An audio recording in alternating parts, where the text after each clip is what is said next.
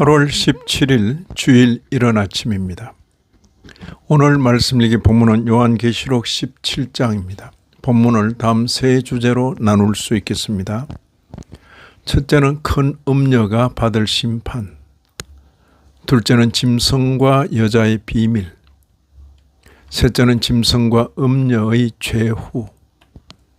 오늘 본문은 큰 음녀가 받을 심판으로 시작합니다. 1절 보시면 또 일곱 대접을 가진 일곱 천사 중 하나가 와서 내게 말하여 이르되 이리로 오라. 많은 물 위에 앉은 큰 음녀가 받을 심판을 내게 보이리라. 여기 언급되는 큰 음녀가 누구일까? 앞서 12장에서 우리는 해를 옷 입은 한 여자를 보았습니다. 그 여자는 교회를 가리킨다고 하였습니다. 오늘 본문에서도 여자이기 때문에 교회라고 말하는 것은 맞지 않습니다. 수식어가 다릅니다. 큰 음녀입니다. 이 여자가 한 일이 무엇입니까? 2절 보시면 땅의 임금들도 그와 더불어 행음하였고 땅에 사는 자들도 그 음행의 포도주에 취하였다. 그렇습니다. 사방의 음행을 퍼뜨립니다. 이어지는 환상에서 사도는 놀라운 광경을 봅니다. 3절 하반절과 4절입니다. 내가 보니 여자가 붉은 빛 짐승을 탔는데 그 짐승의 몸에 하나님을 모독하는 이름들이 가득하고 7 머리와 10 뿔이 있으며 그 여자는 자줏빛과 붉은 빛 옷을 입고 금과 보석과 진주로 꾸미고 손에 금잔을 가졌는데 가정한 물건과 그의 음행의 더러운 것들이 가득하더라. 도대체 이 여자는 누구 혹은 무엇을 가리킵니까? 5절에 보시면 그의 이마에 이름이 기록되었으니 비밀이라 큰 바벨론이라 땅의 음녀들과 가정한 것들의 의미라 하였더라.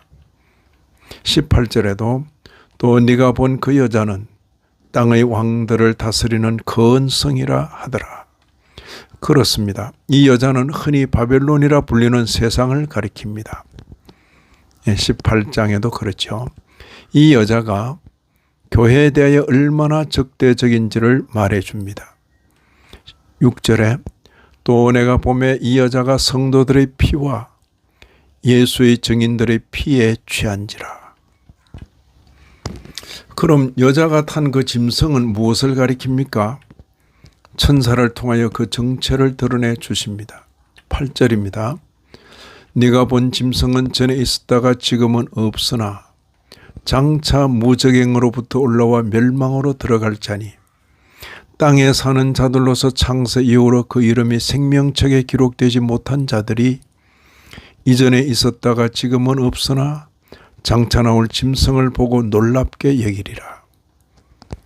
이 짐승에 대하여 7 머리와 10 뿔이 있다고 했는데 7 머리는 여자가 앉은 7 산과 7 왕이며 10 뿔은 10 왕을 가리킵니다.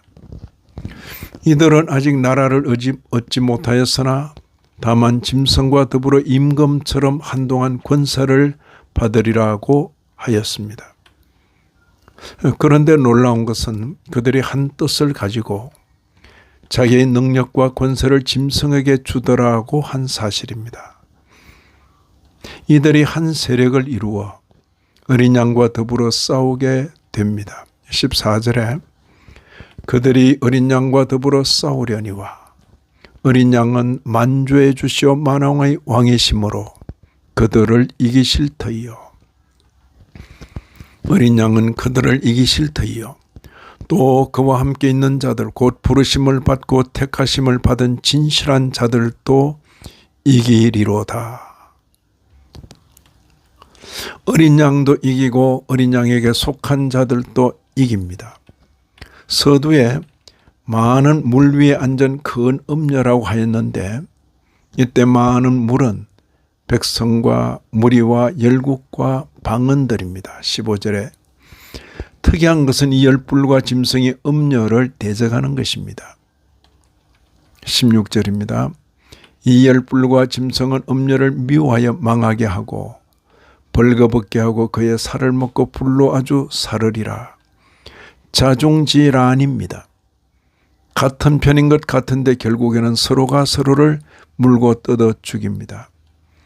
이 역시 하나님의 섭리 안에 있음을 알게 합니다. 17절입니다. 이는 하나님이 자기 뜻대로 할 마음을 그들에게 주사 한 뜻을 이루게 하시고 그들의 나라를 그 짐승에게 주게 하시되 하나님의 말씀이 응하기까지 하심이라. 이런 말씀을 읽는 우리로서는 큰 음녀가 받을 심판에 마음두게 됩니다. 또한 적대 세력들이 하나가 되어 대적하여도 어린 양이신 예수 그리스도께서 이기시고 그에게 속한 자로서 우리 모두가 이길 것을 확신합니다. 이처럼 성도의 삶에 비록 싸움이 있어도 반드시 이길 싸움인 것을 믿고 우리 모두는 이기게 하시는 하나님만 섬겨야 하겠습니다. 이 아침에도 말씀에 참여하신 모든 분들 위해 하나님의 크신 은혜가 다하시기를 진심으로 기원합니다.